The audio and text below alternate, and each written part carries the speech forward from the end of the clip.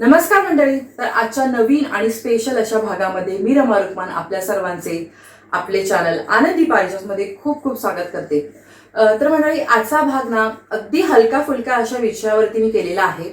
आज कोणती पूजा वगैरे नाहीये, पण अत्यंत महत्वाचा छोटा विषय आहे पण महत्वाचा विषय आहे. कारण की हा विषय पण मला कसा सुचला ते मी तुम्हाला सांगते. हल्लीच आम्ही एका बर्थडे पार्टीला गेलो होतो. 50वा बर्थडे होता एका ताईंचा.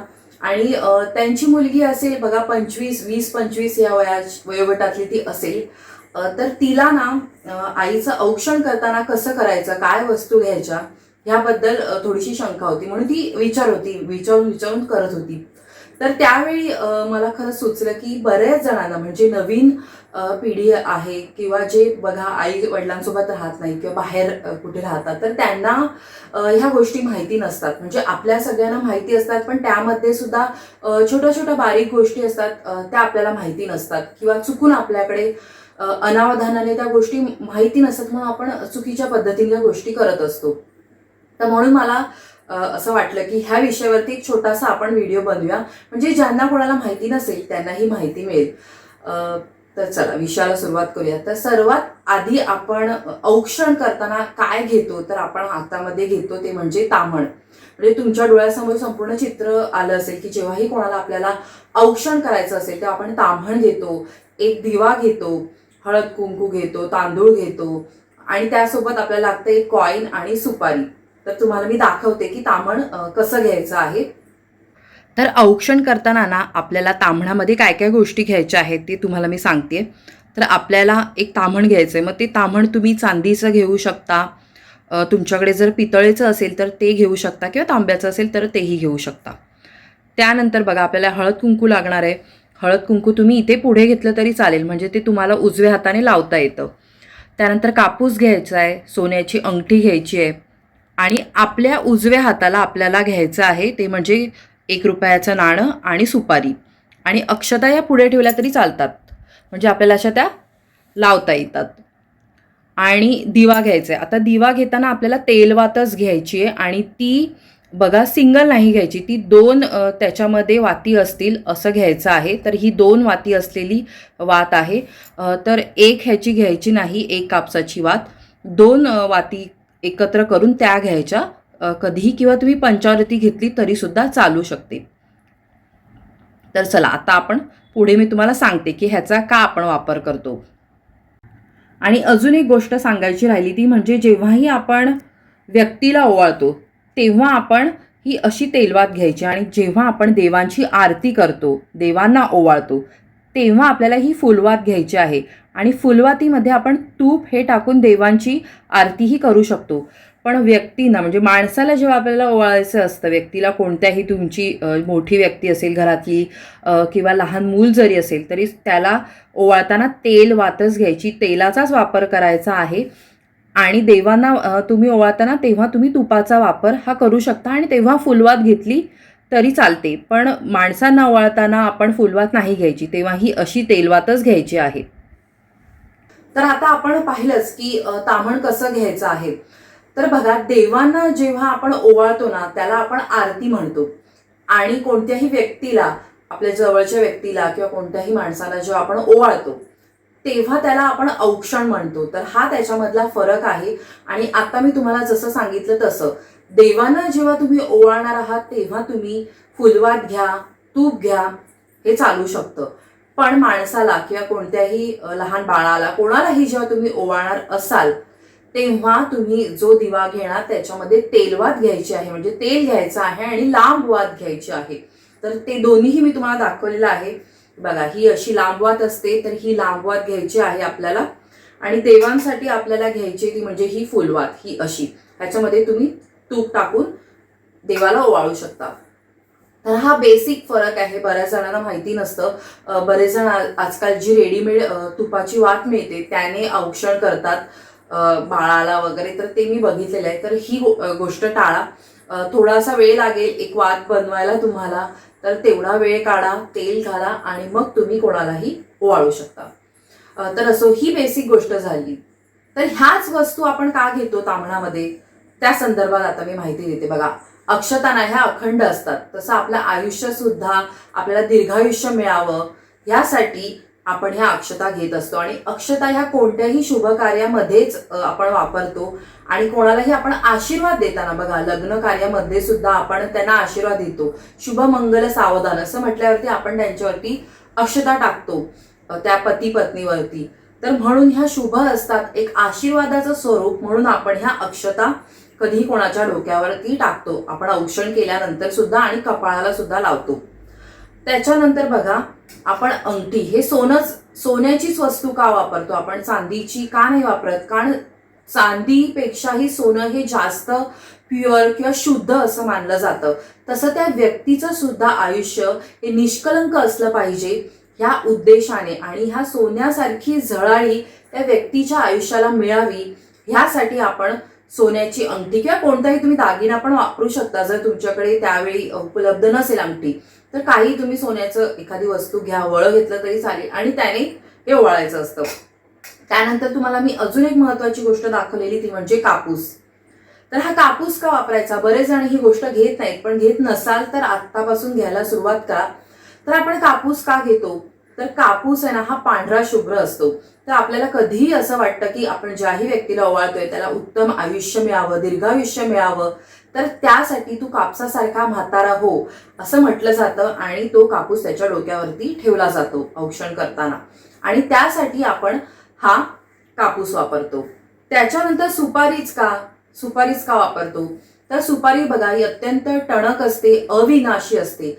तसं त्या व्यक्तीचं सुद्धा आयुष्य हे अमर्याद असावं, त्याला चांगलं आयुष्य मिळावं, अगदी तो टणक, अगदी मजबूत त्याचं शरीर राहावं, यासाठी आपण सुपारीचा वापर करतो. कारण तुम्हाला माहिती आहे, सुपारी ही कितीही वर्ष टिकून राहते, त्याला काहीही होत नाही. तशी त्याची हेल्थ राहावी, आरोग्य राहावं, ह्यासाठी सुपारीचा वापर करतात. आणि पैसा हे तर संपत्तीचं, धन, सुख संपत्तीचं, ऐश्वर्याचं ह्याचं प्रतीक आहे. आणि आपण दिवा का वापरतो? कारण तो दिवा आपण प्रज्वलित करतो आणि त्याचा प्रकाश हा त्याच्या चेहऱ्यावरती पडतो. तर त्याचं तसं आयुष्य त्या व्यक्तीचं उजळून निघावं, त्याला आपण जितक्या आपल्याला बेस्ट विशेष द्यायच्या असतात ते सगळ्याचं प्रतीक ह्या एका ताम्हणामध्ये आपण या सगळ्या गोष्टी घेऊन देत असतो. म्हणजे तुम्ही बघा, आपली भारतीय संस्कृती इतकी मोठी आहे, त्याच्यामध्ये अगदी छोट्या छोट्या गोष्टींचा विचार केलेला आहे. म्हणजे एखाद्या व्यक्तीला आपण औक्षण करताना सुद्धा ह्या सगळ्या गोष्टी घेतो, आणि आपल्या मनातल्या सगळ्या गोष्टी, या छोट्या छोट्या गोष्टी करताना त्या कृतीमार्फत त्या व्यक्त होत असतात. तर सगळ्या बेस्ट विशेष एका औक्षणाने त्या व्यक्तीपर्यंत पोहोचत असतात. आणि औक्षण बघा, औक्षण आपण फक्त वाढदिवस असतो तेव्हाच करतो असं नाही, आपण रक्षाबंधनाला करतो. आपण जेव्हा बघा आपला भाऊबीजेला आपल्या घरी येतो तेव्हा सुद्धा आपण त्याला ओवाळतो. याशिवाय बघा, पंचाहत्तरी असते किंवा एखादी सून नवीन घरामध्ये जेव्हा पदार्पण करते, उंबरठा ओलांडून येते, तेव्हा नवीन सुनेला सुद्धा आपण ओवाळतो. तर आता लग्नसराई आलेलीच आहे, तर तुम्ही केळवण वगैरे पण करत असाल बऱ्याच लोकांची. तर बघा, ह्या सगळ्या गोष्टींना जेव्हाही काही शुभकार्य असतं, एखाद्या व्यक्तीला आपल्या बेस्ट विशेष द्यायचा आहे, तो कुठे बाहेर गावी चाललाय, काहीही तुम्ही हळदी कुंकू लावलंय, एखाद्या स्त्रीला सवाष्ण म्हणून बोलवलं, तरी सुद्धा आपण त्या बाईला, त्या स्त्रीला हे ओवाळतो. तर कोणत्याही शुभ कार्यामध्ये आपण, चांगलं मंगल कार्य असेल तेव्हा त्या व्यक्तीला बेस्ट विशेष देण्यासाठी, त्याला म्हणजे आपल्याकडून एक चांगला आशीर्वाद देण्यासाठी हे औक्षण हे करत असतो. तर त्याच्यासाठी हे साहित्य आपण हे वापरायचं आहे. आणि अजून एक मी गोष्ट पाहिली होती एका ठिकाणी, तर त्यांनी काय केलेलं, ह्या ताटामध्ये ना अजून एक गोष्ट घेतलेली होती जी मी आता नाही घेतली. ती म्हणजे एक छोटीशी, या वेलीचं त्यांनी छोटीशी पानं घेतली होती. म्हणजे त्याला 4-5 पानं होती, तर तेवढा त्या वेलीचा छोटासा तुकडा घेतला होता. आणि त्या ताई त्यांच्या मुलीला ओवाळत होत्या, आणि तेव्हा त्यांनी ते कापूस जसा आपण डोक्यावर ठेवतो आणि बोलतो की म्हातारा हो व्यवस्थित असा कापसासारखा, तसं त्यांनी ती वेळ ठेवली आणि त्या बोलल्या, तृणांसारखी तू पल्लवीत राहा. म्हणजे आपण असं म्हणतो ना, एकदम एव्हरग्रीन, म्हणजे तसं कायम हिरवीगार ती व्यक्ती, म्हणजे तरुण दिसावी, तरुण राहावी, चिरतरुण राहावी, अशी शुभकामना त्या वेलीमार्फत दिली जाते. जर तुमच्याकडे पद्धत असेल तर करा. आता माझ्याकडे वेल ही उपलब्ध नव्हती म्हणून मी घेतली नाही. तर त्याला कोणती वेल वगैरे घ्यायची ते मला पण तितकं माहिती नाही, म्हणजे कोणत्या वेली त्याच्यासाठी चालतात. तर शुभ कोणत्याही वेली तुम्ही फुलांच्या वगैरे चांगल्या फुलांच्या वेलीचा थोडासा एक फांदी घ्या, छोटीशी फांदी घेतली तरी चालू शकते त्याला, म्हणजे 4-5 पानं असतील एवढीच तोडा, पूर्ण मोठी काही अगदी तोडायची गरज नाही. तर थोडीशी फांदी तोडा आणि ती पण ओवाळताना तुम्ही ठेवू शकता आणि बोलू शकता की तृणांसारखी पल्लवित राहा किंवा तृणांसारखा पल्लवित राहा, म्हणजे अगदी त्याचं आयुष्य तो नेहमी चिरतरुण राहील, त्या वेलीसारखा हिरवागार राहील. असं जसं आपण एखादी व्यक्ती नेहमी आपल्याला वाटते ना, अरे कितीही याचा एज झालं, वय झालं तरी पण ही नेहमी तरुणच दिसते, तेव्हा आपण त्याला बोलतो अरे काय एव्हरग्रीन आहेस यार तू. तर हे तसंच आहे. आणि अजून एक गोष्ट सांगायची होती ती म्हणजे आपण एखाद्याला जेव्हा ओवाळतो तेव्हा आपण काय करतो, ते तबक चटकन खाली ठेवून देतो, ते तांबण खाली ठेवतो. तर तसं लगेच नाही ठेवायचं, थोड्याशा अक्षता त्या ठेवायच्या खाली आणि त्याच्यानंतर ते तुम्हाला तबक असं खाली ठेवायचं आहे. म्हणजे नुसतं ते रिकामी खाली नाही ठेवायचं, थोडेसे अक्षता खाली टाकायच्या 3-4 आणि त्याच्यानंतर ते तांबण तुम्हाला त्याच्यावरती हे ठेवायचं आहे.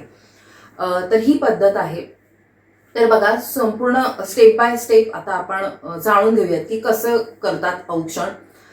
तर सर्वात पहिले आपण काय करतोय की त्या व्यक्तीला आपण बसवतो. मग तुम्ही पाटावर बसवता, बरोबर. ज्येष्ठ व्यक्ती असतील त्यांना जर खाली बसता येत नसेल तर तुम्ही खुर्चीवरती बसवलं तरी सुद्धा चालू शकतं. त्याच्यानंतर रांगोळी. आता रांगोळी काय आहे बघा, रांगोळी काढणं हे महत्वाचंच आहे, पण खूप मोठी रांगोळी काढू नका अगदी, कारण काय होतं, त्या व्यक्तीचा बसताना त्या पाटावरती पाय पडू शकतो रांगोळीत, त्याच्या पायाला ती रांगोळी लागते आणि घरभर होते. म्हणून छोटंसं एक स्वस्तिक काढा किंवा आता छोटे छोटे स्टेन्सिल पण येतात बघा स्वस्तिकाचे वगैरे, तर त्याने ते स्टेन्सिल या पाटाच्या खाली काढा, म्हणजे त्याच्यावर पाय पण पडणार नाही आणि तुमची रांगोळी सुद्धा काढली जाईल. आणि किंवा तुम्ही खुर्ची घेणार असेल तर खुर्चीच्या खाली छोटंसं ते स्टेन्सिलने स्वस्तिक काढून घ्या आणि नंतर ओल्या फडक्याने तुमचं औक्षण वगैरे झाल्यानंतर थोड्या वेळाने ते पुसून साईडला करून टाका, म्हणजे घरामध्ये ती रांगोळी पसरणार नाही आणि सगळ्यांच्या पायाला सुद्धा लागणार नाही. तर ही पहिली स्टेप झाली. आणि कधीही ओवाळताना कोणत्या दिशेला बसावं, तर बघा पूर्व पश्चिम आपलं फेस होईल, म्हणजे त्या व्यक्तीला तुम्ही पूर्वेला बसवा, म्हणजे तुमचा चेहरा ओवाळताना तुमचा चेहरा पूर्वेकडे होईल, त्याचा पश्चिमेकडे होईल. तर पूर्व पश्चिम ही दिशा चालू शकते किंवा त्याचा चेहरा पूर्वेकडे आला तरी सुद्धा चालू शकतो. तर तसं करा, ही दिशा चालू शकते. कारण देवपूजेला सुद्धा बघा आपण बसतो तेव्हा पूर्व पश्चिम बसतो. जर उत्तरेला आपलं नसेल देवघर, ईशान्य कोपऱ्यामध्ये जर आपलं देवघर नसेल तर आपण पूर्व पश्चिम ठेवलं तरी चालू शकतं. तसंच आहे हे, ओवाळताना सुद्धा तुम्हाला पूर्व पश्चिमच बसायचं आहे. आणि देवांना सुद्धा जेव्हा आपण ओवाळतो तेव्हा सुद्धा बघा, जर तुमचा देवारा ईशान्य कोपऱ्यामध्ये नसेल तेव्हा सुद्धा किंवा कोणतीही पूजा सुद्धा तुम्ही करत असाल तर प्रत्येक वेळी आपल्याला ईशान्य कोपरा मिळतोच असं नाही, तर त्यावेळी सुद्धा पूर्व पश्चिम बसूनच ती दिशा बघूनच तुम्हाला कोणतीही पूजा सुद्धा ही करायची असते. तर ही एक गोष्ट झाली. त्याच्यानंतर पुढची स्टेप येते ती म्हणजे त्या व्यक्तीने टोपी घालायची. तर गावाकडे वगैरे बघा बरेचसे लोक टोपी घालतात. तर तुम्ही पुरुष व्यक्तीला जर ओवाळणार असाल तर त्याने टोपीही घालावी, म्हणजे डोक्यावरती काहीतरी असावं त्याच्या, म्हणून टोपीही घालावी. त्यानंतर पुढची स्टेप आहे ते म्हणजे आपण हे तामण हातामध्ये घेतो, बरोबर. मग सर्वात पहिले काय लावायचं आपल्याला, हळद कुंकू. तर हळद कुंकू कोणत्या बोटाने लावायचंय, जर स्त्री असेल तर आपल्याला माहिती आहे ही 2 बोटं वापरायची, हे आणि हे. तर सर्वात पहिले नेहमी कायम हळदच लावायची, म्हणूनच त्याला नाव सुद्धा हळद कुंकू असंच आहे. बऱ्याच वेळी बायका चूक करतात की ते कुंकू पहिले लावतात, तर तसं नाही करायचं. ह्या बोटाने हळद लावून घ्यायची आणि कुंकू लावून घ्यायचं. आणि जर पुरुष असेल तर तुम्ही बघा ह्या बोटाने पण लावू शकता किंवा अंगठ्याने लावा. अंगठ्याने तुम्ही असं कुंकू घेऊन हे अशा प्रकारे तिलक हा करू शकता किंवा खालून वर असा सुद्धा तुम्ही तिलक हा करू शकता. तर तो करून घ्यायचा आहे. बऱ्याच ठिकाणी ते कुंकू ओलं करण्याची पद्धत आहे, तेलात वगैरे ते ओलं करतात किंवा पाण्यात ओलं करून लावतात.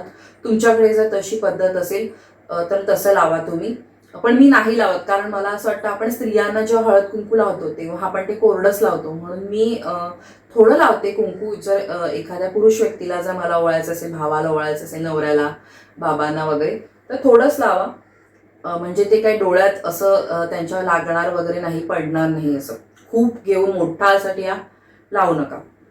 तर ही एक गोष्ट झाली. आणि जेव्हा आपण हे तामण घेतो तेव्हा हळद कुंकू लावून झाल्यानंतर बघा आपण तांदूळ घ्यायचे, ते थोडेसे इथे त्याच्या कपाळाला चिकटवायचे, खूप नाही, थोडेसे 2-4 घ्या दाणे आणि नंतर डोक्यावरती टाकून घ्या. हे झालं. त्याच्यानंतर आपल्या उजव्या हाताला, आपल्या हे तामण हातात घेतल्यानंतर आपल्या उजव्या हाताला हे कॉईन आणि सुपारी येईल असं बघा. आणि हे ओवाळताना पण कसं करायचंय बघा, हे त्याच्या पहिले डोक्याला असं लावून घ्यायचं. त्याच्या डोक्याला असं लावून झाल्यानंतर डाव्या साईडने बघा, डाव्या साईडने हे असं एकदा करायचं, इथे तामणाला लावून घ्यायचं, पुन्हा एकदा असं ओवाळायचं, इथे लावून घ्यायचं असं, आणि पुन्हा एकदा असं करून मग इथे हे तामणामध्ये ठेवायचं आहे. आणि मग कापूस तुम्ही त्याच्या डोक्यावर ठेवणार, कॉईन तुम्ही ही अंगठी पण तसंच करणार बघा, जसं आपण असं केलं सुपारीला तसं करू शकता. आणि मग ओवाळताना डाव्या साईडने, आपल्या डाव्या हाताच्या साईडने असं हे ओवाळायचं. 5 वेळा ओवाळलं तरी चालेल. आता बऱ्याच वेळी काय होतं, बऱ्याच घरामध्ये तुम्ही एकटेच असाल तर तुम्ही एकट्याने ओवाळलं तरी चालेल, पण तुमच्याकडे 5 बायका असतील, 7 बायका सवाष्ण असतील तर सगळ्या जणींनी मिळून एकत्र ओवाळलं, म्हणजे सगळ्यांनी मिळून एकदाच हे तामण पकडलं तरी सुद्धा चालू शकतं, किंवा तुम्ही प्रत्येकीने जाऊन त्याला ओवाळलं तरी सुद्धा चालू शकतं. तर ही गोष्ट झाली. स्त्रियांना ओवाळताना मी तुम्हाला सांगितलंय हळद कुंकू कसं लावायचं. तर हा त्यातला फरक आहे की पुरुषांना कसं कुंकू लावायचं आहे आणि स्त्रियांना तुम्ही हळद कुंकू लावताना काय करणार आहे. तर ह्या बेसिक गोष्टी आहेत. पण बघा, आपल्याकडून नकळत काही वेळा काही गोष्टी विसरल्या जातात. तर ठीक आहे, थोडंसं इकडे तिकडे झालं तरी सुद्धा चालू शकतं, पण आपल्याला आपली संस्कृती माहीत पाहिजे, आपल्याला ह्या गोष्टी माहीत पाहिजे, जेणेकरून आपण सुद्धा आपल्या पुढच्या पिढीला ह्या गोष्टी सांगू शकतो. हा एक छोटासाच त्यामागचा माझा हेतू होता आणि त्यासाठीच मी तुमच्यासोबत ह्या गोष्टी शेअर केलेल्या आहेत. तर मंडळी, आजचा हा भाग तुम्हाला कसा वाटला हे कमेंट्समध्ये मला नक्की सांगा.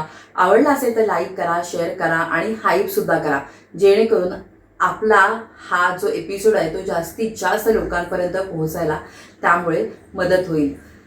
पुढल्या भागात भेटूया एका नवीन विषयासह. तोपर्यंत लोभ असावा. धन्यवाद. श्री स्वामी समर्थ.